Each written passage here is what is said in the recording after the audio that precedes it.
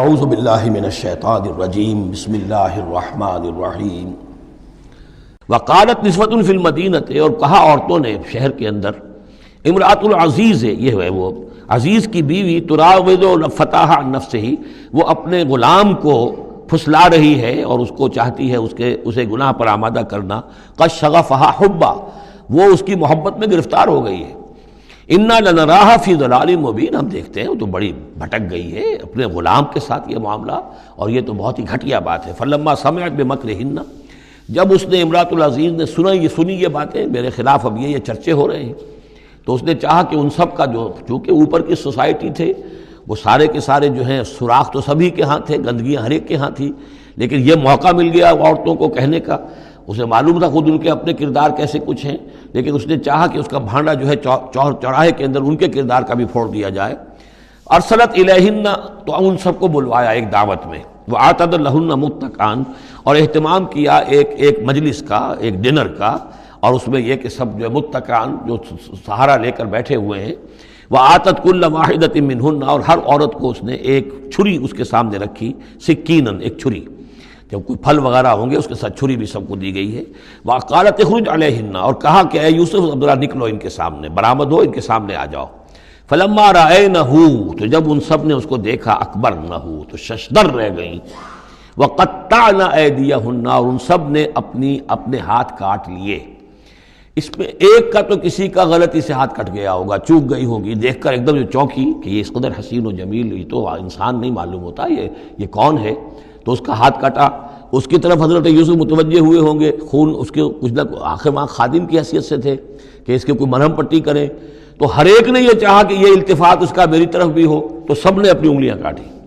قطعنا، اب یہاں پر یہ غلطی سے بات نہیں ہو سکتی، اس لیے کہ یہ قطع یقطع تقطیعا باب تفعیل ہے، اس تفعیل کے اندر تو اہتمام اور پوری طریقے سے کوئی ارادہ کر کے کسی کام کو کیا جاتا ہے۔ اپنے ہاتھ کاٹ لیے، وَقُلْنَا حَاشَا لِلَّهِ مَا هَذَا بَشَرًا، ان کہا کہ حاشا للہ، یہ شخص یہ تو آدمی نہیں ہے، ان هَذَا إِلَّا مَلَكٌ کریم، یہ تو معلوم ہوتا ہے کہ کوئی بہت ہی بزرگ فرشتہ ہے۔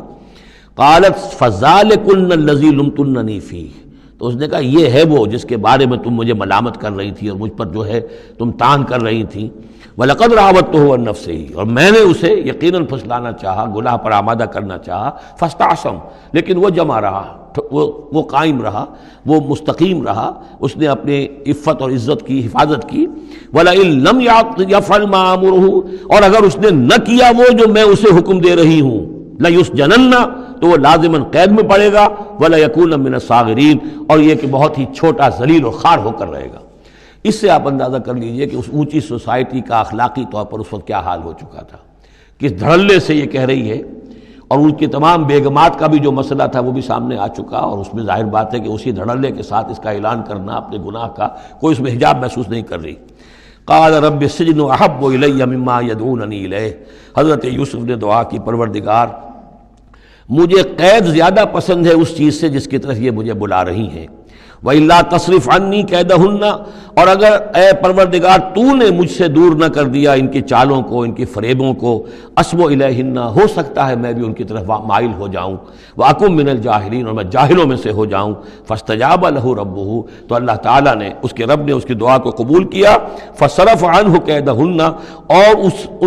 ان سب کی عورتوں کی جو چالیں تھیں ان سے ان کو بچا لیا۔ إِنَّهُ هُوَ السَّمِيعُ الْعَلِيمُ، یقیناً وہی ہے سننے والا اور جاننے والا۔ ثُمَّ بَدَا لَهُم مِّن بَعْدِ مَا رَأَوُا الْآيَاتِ، پھر یہ بات ان پر واضح ہو گئی، منکشف ہو گئی جب یہ ساری نشانیاں دیکھ لیں۔ لَيَسْجُنُنَّهُ حَتَّىٰ حِينٍ، کہ عافیت اسی میں ہے کہ کچھ عرصے کے لیے اسے جیل میں ڈال دیا جائے۔ پبلک سیفٹی کا معاملہ یہی ہے، مصلحت عامہ کا تقاضا یہی ہے، ہم اپنی عورتوں کو تو سنبھال کے نہیں رکھ سکتے، لیکن پبلک سیفٹی کے لیے اس کو جیل میں ڈال دینا چاہیے۔ صدق اللہ العظیم۔